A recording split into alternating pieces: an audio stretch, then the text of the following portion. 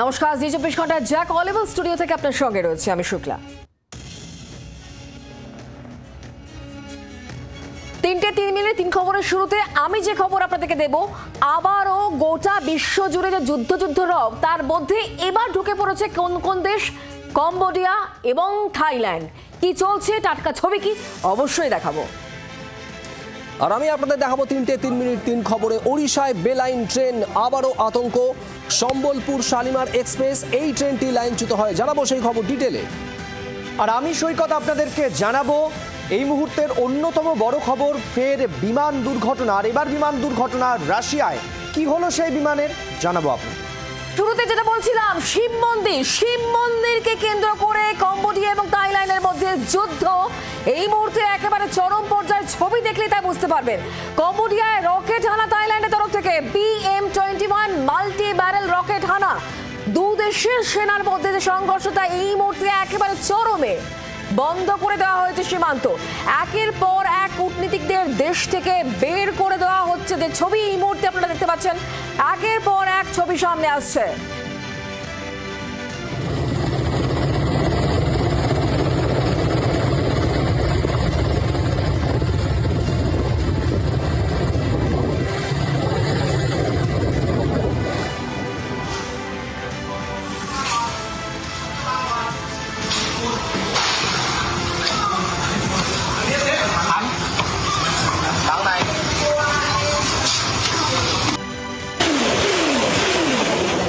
যুদ্ধের সেই ছবি দেখতে পাচ্ছেন। দু দেশের মধ্যে এই মুহূর্তে যে টেনশনটা একেবারে চরম পর্যায়ে পৌঁছে গিয়েছে। শিব মন্দিরকে কেন্দ্র করে কম্বোডিয়া এবং থাইল্যান্ডের মধ্যে যুদ্ধ। কম্বোডিয়ায় রকেট হানা থাইল্যান্ডের, BM-21 মাল্টি ব্যারেল রকেট হানা। দু দেশের মধ্যে সেনার মধ্যে যে সংঘর্ষটা এই মুহূর্তে একেবারে তুঙ্গে চরম পর্যায়ে পৌঁছে গিয়েছে। সীমান্ত বন্ধ করে দেওয়া হয়েছে, কূটনীতিকদের দেশ ছাড়ার কথা বলা হচ্ছে। থাইল্যান্ড এবং কলম্বিয়ার মধ্যে যে যুদ্ধ পরিস্থিতিটা একেবারে চরম পর্যায়ে। একের পর এক নতুন ছবি এই মুহূর্তে আপনারা দেখতে পাচ্ছেন। ভয়াবহ পরিস্থিতি, চরমে রয়েছে উত্তেজনা। কম্বোডিয়া এবং থাইল্যান্ডের মধ্যে যুদ্ধের পরিস্থিতি। সাধারণ মানুষ ভীত সন্ত্রস্ত। একের পর এক কূটনীতিকদের দেশ ছাড়ার কথা বলা হচ্ছে। কম্বোডিয়ায় রকেট হানা থাইল্যান্ডের, BM-21 মাল্টি ব্যারেল রকেট হানা। দু দেশের মধ্যে সেনার যে সংঘর্ষটা এই মুহূর্তে একেবারে চরম পর্যায়ে। কিন্তু কি থেকে এই ঘটনার সূত্রপাত, কেনই বা পরিস্থিতি এতটা ঘোরালো হলো, জানাবেন সব্যসাচী। এই মুহূর্তে আমাদের সঙ্গে রয়েছেন প্রতিনিধি সব্যসাচী। দেখো, কম্বোডিয়া এবং থাইল্যান্ডের মধ্যে দীর্ঘদিন ধরেই একটা অশান্তি রয়েছে। গত মার্চেও দুই দেশের মধ্যে প্রায় মারকাট পরিস্থিতি তৈরি হয়েছিল। সেবার পরিস্থিতি শান্ত হলো। এবার আবার নতুন করে উত্তেজনা। থাইল্যান্ডের তরফ থেকে অভিযোগ করা হয়েছে কিছু ল্যান্ডমাইনে থাইল্যান্ডের বেশ কয়েকজন সাধারণ নাগরিক প্রাণ হারিয়েছেন। তাদের মধ্যে এক 8 বছরের বাচ্চাও রয়েছে। অন্যদিকে কম্বোডিয়ার তরফেও দাবি করা হয়েছে যে থাইল্যান্ড ইচ্ছাকৃতভাবে ঝামেলা পাকাচ্ছে এবং এই বাকযুদ্ধ এবং এই ঘটনা ক্রমশ একটা সার্বিক যুদ্ধের দিকে গিয়েছে। কারণ F-16 মোতায়েন করা হয়েছে। কম্বোডিয়া থাইল্যান্ড বিমান হানা চালিয়েছে এবং দুই দেশের দিকে ক্ষেপণাস্ত্র, স্কেলিং এই সমস্ত করেছে এবং বেশ কয়েকজন সাধারণ নাগরিকের এখনো পর্যন্ত মৃত্যু হয়েছে বলে খবর পাওয়া যাচ্ছে। প্রিয়া বিহার নামে একটি শিব মন্দিরের দখল ঘিরে দীর্ঘদিনের অশান্তি, সেই অশান্তি এখন আরো চূড়ান্ত আকার নিয়েছে বলে জানা গিয়েছে। ধন্যবাদ শুভসচী।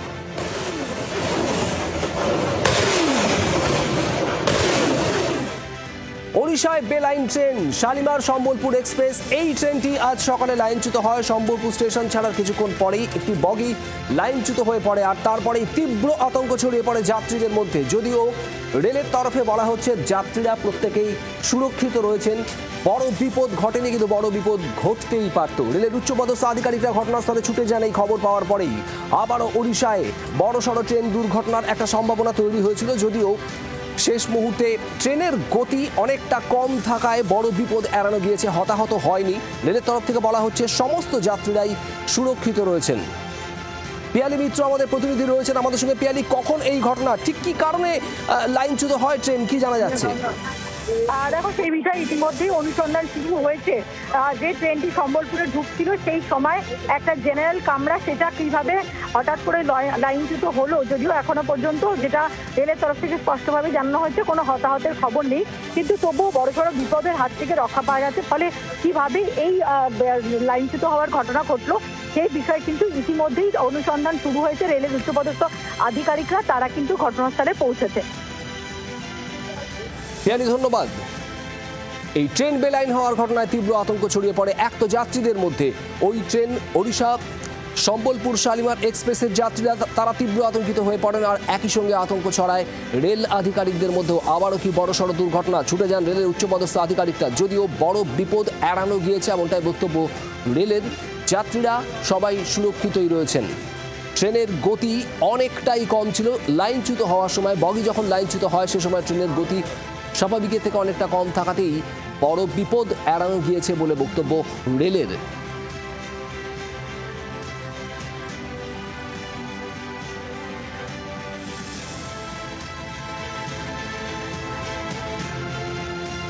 আর এবারে যে খবরে নজর রাখবো, বাংলাদেশের পর এবার রাশিয়া। ফের বিমান দুর্ঘটনা। রাশিয়ায় মাঝ আকাশ থেকে উধাও হয়ে যায় বিমান, এবং AN-24 এই যে বিমানটি, এই বিমানটি একেবারে উধাও হয়ে যায়। যাত্রীবাহী বিমান ছিল এটি, 50 জন যাত্রী নিয়ে উড়েছিল। মাঝ আকাশে এটিসির সঙ্গে যোগাযোগ বিচ্ছিন্ন হয়ে যায় সেই বিমানটির। অবশেষে বিমানটির ধ্বংসাবশেষ মিলেছে বলে সূত্রের খবর।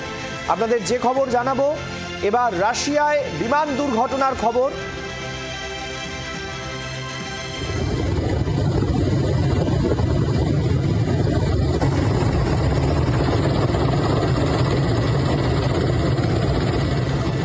পিয়ালি মিত্র আমাদের প্রতিনিধি রয়েছেন টেলিফোন লাইনে। পিয়ালি, জানতে চাইবো, পর দেখা যাচ্ছে বিভিন্ন জায়গায় বিমান দুর্ঘটনা। দেশে যেমন বিমান দুর্ঘটনার খবর, পড়শি দেশ বাংলাদেশ, আর এবার রাশিয়া। একেবারেই দেখো, এবং এই যে প্লেনটির দুর্ঘটনা হয়েছে সেটা সম্পর্কেও যেটা জানা যাচ্ছে যে এটা সাইবেরিয়া বেস এয়ারলাইন্স আঙ্গারা তৈরি এবং 50 বছর পুরনো একটা প্লেন, যেটাতে যাত্রীবাহী প্লেন ছিল। 50 জন যাত্রী ছিল এবং তাদের কারোরই প্রায় বেঁচে থাকার সম্ভাবনা নেই। ইতিমধ্যেই রাশিয়ান এমার্জেন্সি সার্ভিসের তরফ থেকে যেটা জানানো হচ্ছে যে তারা ধ্বংসাবশেষ দেখতে পেয়েছে। ইতিমধ্যেই উদ্ধার কাজ শুরু হয়েছে এবং আজকে যখন একদম চায়না বর্ডারের কাছে যে জায়গা একটু আগেই কিন্তু এই দুর্ঘটনা ঘটে। 3 রাতে অবতরণ হওয়ার কথা ছিল এবং তার মধ্যেই এটিসির সঙ্গে যোগাযোগ বিচ্ছিন্ন হয়ে যায়। কোনোভাবে খোঁজ পাওয়া যাচ্ছিল না। মাঝ আকাশে কোথায় উধাও হয়ে গেল সেই নিয়ে খোঁজ চলছিল। হেলিকপ্টারে নজরদারি চালানো হচ্ছিল এবং তখনই কিন্তু ধ্বংসাবশেষ নজরে আসে। ফলে কি কারণে কিভাবে এই দুর্ঘটনা সেটা নিশ্চিতভাবে খতিয়ে দেখা হবে। কিন্তু পরপর দুর্ঘটনা আমরা দেখতে পাচ্ছি, বিমান দুর্ঘটনা। এবং প্রথমে ভারতে হয়েছিল আহমেদাবাদে, বাংলাদেশে দেখেছিলাম একটা ঘটনা ঘটেছে এবং এখন রাশিয়াতে এই ঘটনা। এখনো পর্যন্ত যে 50 জন, তার মধ্যে আমরা যেটুকুনি জানতে পারছি যে 43 জন প্যাসেঞ্জার ছিল, তার মধ্যে 6 জন শিশু ছিল এবং ক্রিউ মেম্বার ছিল 6 জন। তাদের প্রত্যেকেরই প্রায় মৃত্যুর আশঙ্কা করা হচ্ছে বলেই জানা যাচ্ছে। উদ্ধার কাজ ইতিমধ্যে শুরু হয়েছে। ধন্যবাদ পিয়া। আপনাদের জানিয়ে রাখতে চাইবো, গতকালও ইটালিতে একটি বিমান দুর্ঘটনার ভয়ঙ্কর ছবি সামনে আসে এবং দেখা যায় যে একেবারে একটি হাইওয়ের ওপরে সোজাসুজি এসে একটি বিমান পড়ে এবং তাতে বহু মানুষের মৃত্যু হয়। আর এবার রাশিয়াতে বিমান দুর্ঘটনা। পর দেখা যাচ্ছে বিভিন্ন দেশে বিমান দুর্ঘটনার খবর, কখনো বাংলাদেশ, কখনো ইটালি, কখনো রাশিয়া। বিমান যেন এক আতঙ্কের যাত্রা।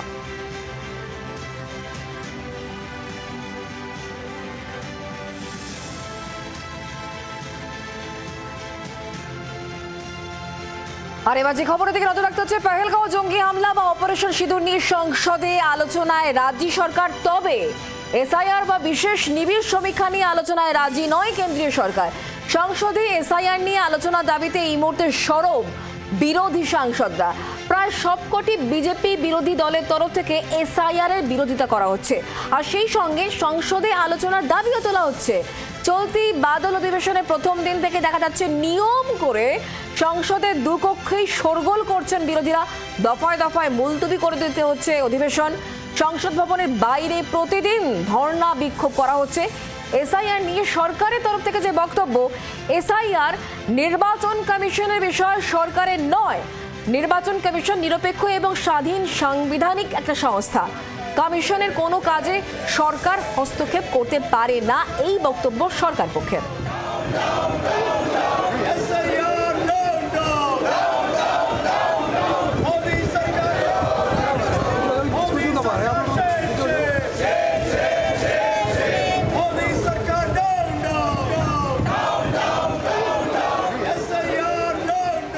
সংসদের দাবিতে সোচ্চার হচ্ছে এসআইআর নিয়ে তারা আলোচনা চাইছে, যদি সরকার সেই বক্তব্য মানতে নারাজ। দোলা সেন এবং কল্যাণ বন্দ্যোপাধ্যায় তৃণমূল সাংসদদের বক্তব্য শোনাবো। বিজেপি 2024 এটা মনে রাখা উচিত ছিল। এই একই ভোটার লিস্ট নিয়ে বিজেপি 2024-এ ভোট কন্টেস্ট করেছে, ভোটে জিতেছে। আজকে 2025-এ বিহার, 2026-এ বাংলার ইলেকশনের সময় এখন রোহিঙ্গা বাংলাদেশিদের কথা উঠেছে। তাহলে 2024-এ এই ভোটার লিস্টে রোহিঙ্গা বাংলাদেশিদের ভোটে মোদীবাবু জিতে প্রধানমন্ত্রী হয়েছেন, উনি আগে পদত্যাগ করুন, তারপরে আমাদেরকে এইসব কথা শেখাতে। 2024-এ এই ভোটার তালিকা ওরাই তৈরি করেছিল, তখন এই চিন্তা কোথায় ছিল, স্বচ্ছতার চিন্তা? এই যে ভোটার আইডি কার্ড কার জন্য চালু হয়েছিল? চালু হয়েছিল তো মমতা বন্দ্যোপাধ্যায়ের জন্য। তাহলে 1994-95 সাল থেকে 2025 সাল পর্যন্ত তুমি যে ভোটার আইডি কার্ডের উপর বিশ্বাস করে চলেছো, সেই ভোটার আইডি কার্ড আজকে কি করে বলছো আমি নেবো না? How can you say this? Election কমিশনই তো ভোটার আইডি কার্ড দিয়েছে, অন্য কেউ তো ভোটার আইডি কার্ড দেয়নি। আর এই ভোটার আইডি কার্ড আনার জন্য যার সবচেয়ে বড় রোল তার নাম হচ্ছে মমতা বন্দ্যোপাধ্যায়। আজকে তুমি যে বলছো ইলেকশন, কখনো কি বলেছে ইলেকশন হয়েছে আনফেয়ারলি? প্রত্যেকবার you have claim that election was fair. তো আজকে এতদিন ধরে ইলেকশন ফেয়ার হয়েছে বলে এসে আজ তুমি কি করে বলছো ভোটার আইডি কার্ড বাতিল করে শুনবো না? পাল্টা বিজেপি সাংসদ শ্রমিক ভট্টাচার্য তিনি কি বলছেন তার বক্তব্য শোনাবো। ইদানিং সংস্থা, স্বশাসিত সংস্থা, এখানে সরকারের কিছু করার নেই, কোনো রাজনৈতিক দলের কিছু করার নেই। তারা সংসদকে অচল করছেন, সংসদের সামনে ধর্ণা দিচ্ছেন, অত্যন্ত দুর্বল চিত্রনাট্য। সুপ্রিম কোর্টে যান না, সেখানকার দরজা খোলা। 2024-কে তারা রাখতে বলছে। তাহলে কি 2024-টাই যদি ভিত্তি হয়, তাহলে কি এরকম কেউ দাবি করেছে যে 2021 সালে যে ভোটার লিস্ট রয়েছে তাহলে মমতা ব্যানার্জি পদত্যাগ করুন? সেটা হয় নাকি কোনো সময়? এসআইআরের বিরোধিতায় যখন প্রবলভাবে সরব বিরোধীরা সংসদের ভিতরে বাইরে, তখন বিহারের পাটনায় একেবারে তুলকালাম পরিস্থিতি। কংগ্রেসের ছাত্র সংগঠনের বিক্ষোভ এই এসআইআরের বিরোধিতাতেই। নির্বাচন কমিশনের যে ভূমিকা বিহারে, একেবারে বিধানসভা নির্বাচনের আগে বিহারে যেভাবে এসআইআর অর্থাৎ ভোটার তালিকার বিশেষ সমীক্ষা শুরু করেছে নির্বাচন কমিশন, তাতেই আপত্তি কংগ্রেস সহ সমস্ত বিরোধী রাজনৈতিক দলগুলোর। আর বিহারের পাটনায় আজ এনএসইউআই কংগ্রেসের ছাত্র সংগঠনের এই বিক্ষোভ, পুলিশের সঙ্গে তীব্র বচসা, ধস্তাধস্তি শুরু হয় কংগ্রেসের ছাত্র সংগঠনের কর্মী সমর্থকদের। জল কামান ব্যবহার করে পুলিশ। প্রবল তুলকালাম পরিস্থিতি। যে ছবি আপনারা দেখছেন বিহারের পাটনার এই ছবি।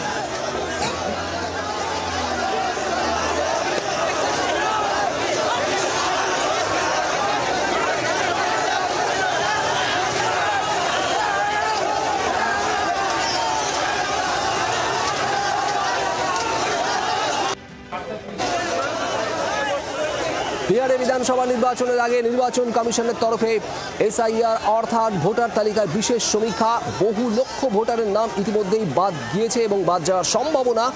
আর এরই মধ্যেই বিরোধিতায় সরব বিজেপি বিরোধী রাজনৈতিক দলগুলি। আজ কংগ্রেসের ছাত্র সংগঠনের বিক্ষোভ বিহারের একেবারে রাজধানী শহর পাটনাতে। এই বিক্ষোভে প্রবল উত্তপ্ত পরিস্থিতি তৈরি হয়। যে ছবি আপনারা দেখছেন, জল কামান ব্যবহার করে ভিড় ছত্রভঙ্গ করার চেষ্টা চালায় পুলিশ। পুলিশের সঙ্গে রীতিমতো ধস্তাধস্তি শুরু হয় কংগ্রেসের ছাত্র সংগঠনের কর্মী সমর্থকদের। রাজীব চক্রবর্তী আমাদের প্রতিনিধি রয়েছেন আমাদের সঙ্গে। রাজীব, পাটনায় একেবারে তুলকালাম পরিস্থিতি, ঠিক কি হলো আজ? দেখো, পাটনায় তুলকালাম পরিস্থিতি, তার কারণ যে এসআইআর অর্থাৎ যে স্পেশাল ইন্টেনসিভ রিভিশন ভোটার তালিকার পুনর্মূল্যায়ন করা হয়েছে এবং সেখানে এখনো পর্যন্ত 52 লক্ষ ভোটারের নাম বাদ পড়ছে, এমনটাই জানা যাচ্ছে নির্বাচন কমিশনের দেওয়া তথ্য অনুযায়ী। তার ফলে একেবারে দিল্লিতে সংসদ ভবনে আন্দোলন করছেন বিরোধী রাজনৈতিক দলের সাংসদরা। সমস্ত বিজেপি বিরোধী রাজনৈতিক দলের সাংসদরা তারা সংসদ ভবনের গেটের সামনে দাঁড়িয়ে বিক্ষোভ প্রদর্শন করেছেন। সংসদের লোকসভা এবং রাজ্যসভায় তারা প্রদর্শন করেছেন এবং স্বাভাবিকভাবেই যে রাজ্যের ভোটার তালিকা নিয়ে এই ঘটনা এত কাণ্ড, সেই রাজ্যের রাজধানী পাটনায় কিন্তু এর বিক্ষোভ আছড়ে পড়েছে। কংগ্রেসের তরফ থেকে এর প্রতিবাদ হয়েছে এবং তারা আজকে কর্মসূচি ঘোষণা করেছে। সেই কর্মসূচি অনুযায়ী তারা কিন্তু আজকে সেখানে রাস্তায় নেমেছেন এবং একটা কালাম হয়েছে। একইভাবে আগামী দিনে অন্যান্য রাজনৈতিক দলগুলি, বামেরা তারা কর্মসূচি ঘোষণা করছে এবং আরজেডি তারাও ইতিমধ্যে কর্মসূচি ঘোষণা করছে। অতএব পাটনায় বিহারের এই ঘটনা নিয়ে লাগাতার আন্দোলন চলবে এবং তুলকালামের এই পরিস্থিতি, তুলকালাম যেটা হয়েছে সেরকম একেবারে পুলিশের সঙ্গে খণ্ডযুদ্ধ, এই ধরনের ঘটনা, অশান্তি পরিবেশ তৈরি হবে পাটনায়, এমনটাই আশঙ্কা করা হচ্ছে। রাজীব, ধন্যবাদ। অর্থাৎ ভোট যত এগিয়ে আসছে এই এসআইআর এর বিরোধিতায় সুর যে আরো চড়া হচ্ছে এই ছবিতেই স্পষ্ট।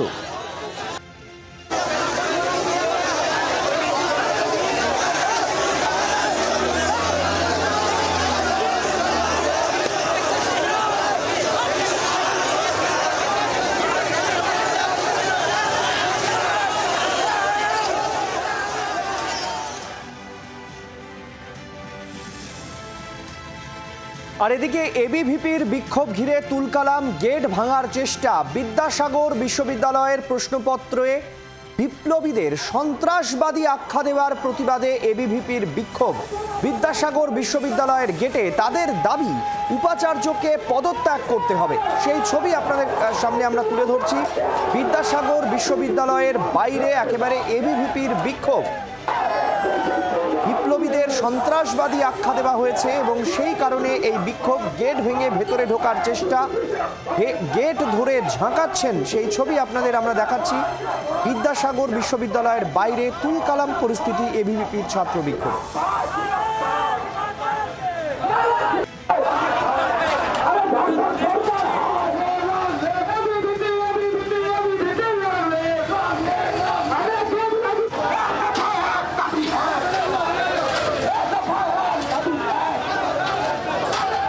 চম্পক দত্ত আমাদের প্রতিনিধি রয়েছেন আমাদের সঙ্গে টেলিফোন লাইনে। চম্পক, জানতে চাইবো যে এবিভিপির আন্দোলনকারীদের ঠিক কি দাবি? দেখো, তাদের একটাই দাবি, উপাচার্যকে পদত্যাগ করতে হবে। তার কারণ কয়েকদিন আগে আমরা দেখেছি যে বিদ্যাসাগর বিশ্ববিদ্যালয়ের প্রশ্নপত্রে বিপ্লবীদেরকে সন্ত্রাসবাদী আখ্যা দিয়ে 6th সেমিস্টারে যে ইতিহাসের প্রশ্ন ছিল সেখানে কিন্তু সেই প্রশ্ন এসেছিল এবং তারপরে কিন্তু বিভিন্ন রাজনৈতিক দল থেকে শুরু করে বিভিন্নভাবে নির্ণয় ঝড় উঠেছিল এবং এক্ষেত্রে আগেও আমরা দেখেছি এসএফআই বিক্ষোভ প্রদর্শন করেছিল। এরপরে আজকে দেখা গেল এবিভিপির পক্ষ থেকে সেখানে বিক্ষোভের আয়োজন করা হয়েছিল এবং তারা মেদিনীপুর শহরে কাপিকরিয়া থেকে মিছিল করে গিয়েছিল বিদ্যাসাগর বিশ্ববিদ্যালয়ের 2 নম্বর গেটে এবং সেখানে দেখা যায় বিক্ষোভ চলাকালীন সেখানে গেট ধরে রীতিমতো হুস্তাহুস্তি চলে এবং গেট টানাটানি ফলে গেট ভেঙে তারা মাইক সহ তারা এবিভি কর্মীরা তারা কিন্তু ভিতরে ঢুকে পড়ে বিশ্ববিদ্যালয়ের ভিতরে এবং সেখানে অ্যাডমিনিস্ট্রেটিভ বিল্ডিং, সেই বিল্ডিং এর সামনে সেখানে গিয়ে বিক্ষোভ দেখাতে থাকে এবং তারপরে তাদের মূলত দাবি হচ্ছে এই উপাচার্যকে এখনই ক্ষমা চাইতে হবে, সেই সঙ্গে পদত্যাগ করতে হবে এবং উপাচার্যের শাস্তিমূলক ব্যবস্থা গ্রহণ করতে হবে সরকারকে। এমনকি দাবি নিয়ে তারা এই বিক্ষোভে উত্তাল রীতিমতো। এই ঘটনায় কেন্দ্র করে কিন্তু যথেষ্ট উত্তেজনা রয়েছে, যদিও এই মুহূর্তে এবিভি কর্মীরা তারা কিন্তু ওখান থেকে বিশ্ববিদ্যালয়ের গেট থেকে বেরিয়ে এসছেন এবং তারা তাদের এখন তাদের বক্তব্য তাদের হচ্ছে এবার রাস্তা অবরোধ করবে, এমনটা কিন্তু তারা জানাচ্ছেন। ধন্যবাদ চম্পক, আপাতত আমাদের সঙ্গে থাকার জন্য। আপনাদের আরও একবার জানাবো, এবিভিপির বিক্ষোভ ঘিরে তুলকালাম, গেট ভাঙার চেষ্টা। বিদ্যাসাগর বিশ্ববিদ্যালয়ের প্রশ্নপত্রে বিপ্লবীদের সন্ত্রাসবাদী আখ্যা দেওয়ার প্রতিবাদ। এবিভিপির বিক্ষোভে তুলকালাম বিদ্যাসাগর বিশ্ববিদ্যালয়ের গেট চত্বরে। তাদের দাবি উপাচার্যকে পদত্যাগ করতে হবে।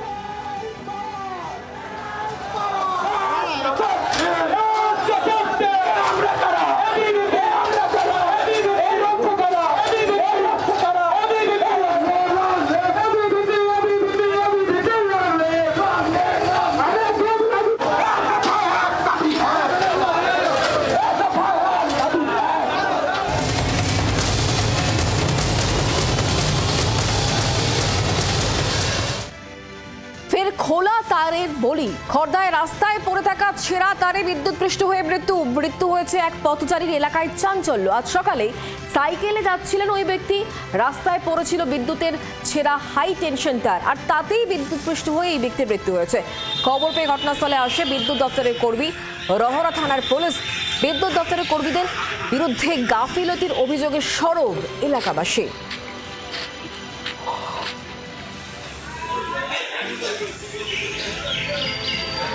কিছু বলার নেই, এর প্রায় তো দেখছি একটা পর একটা দুর্ঘটনা ঘটছে। আপ টু খড়দা থেকে আমাদের ওই পর্যন্ত দেখলাম যে প্রায় তার মানে ঝড় হলেই তার ঝুলে পড়ে আছে, দেখার কেউ নাই। যতক্ষণ না ফোন করছি আমরা ততক্ষণ কেউ হেলদোল করে না। হাই টেনশনের লাইনটা ছিল, এবার আসার পরে আমি সাথে সাথে থানায় ফোন করি এবং আমি সঙ্গে সঙ্গে ইলেকট্রিক সাপ্লাইয়ের লোককে আমি ফোন করি, করার পর ওনারা এসে এখন এই দিয়ে দেওয়া হলো এবং রিপোর্টার তাদেরকে আমি খবর দিয়েছি, তারাও এসছেন, সাথে সাথে ছবি তুলে দিয়েছে। বিদ্যুৎপৃষ্ট হয়ে এক ব্যক্তির মৃত্যুকে কেন্দ্র করে এলাকায় একেবারে তুলকালাম কাণ্ড। অরূপ বিশ্বাস তিনি এই বিষয়ে কি বলছেন শোনাবো তার বক্তব্য। আমি খবর পেয়েছি, আমি আসার পথেই খবর পেয়েছি, দেখা হচ্ছে, আমি লোক পাঠিয়েছি, আমাদের আধিকারিকরা গেছেন, তদন্ত করে দেখছেন, যদি আমাদের তরফে কোনো গাফিলতি থাকে তাহলে উপযুক্ত শাস্তিমূলক ব্যবস্থা নেওয়া হবে। এখনো চেয়েছি, এখনো তো সবাই গেছে, স্পটে গেছে, আমি সিনিয়র আধিকারিকদের পাঠিয়েছি। যদি দেখা যায় যে আমাদের তরফ থেকে কোনো ফল্ট আছে, আধিকারিকদের তরফ থেকে ফল্ট আছে, তাহলে এখন উপযুক্ত শাস্তিমূলক ব্যবস্থা নেওয়া হবে। বাংলার আওয়াজ, বাঙালির আবেগ, জি 24 ঘন্টা।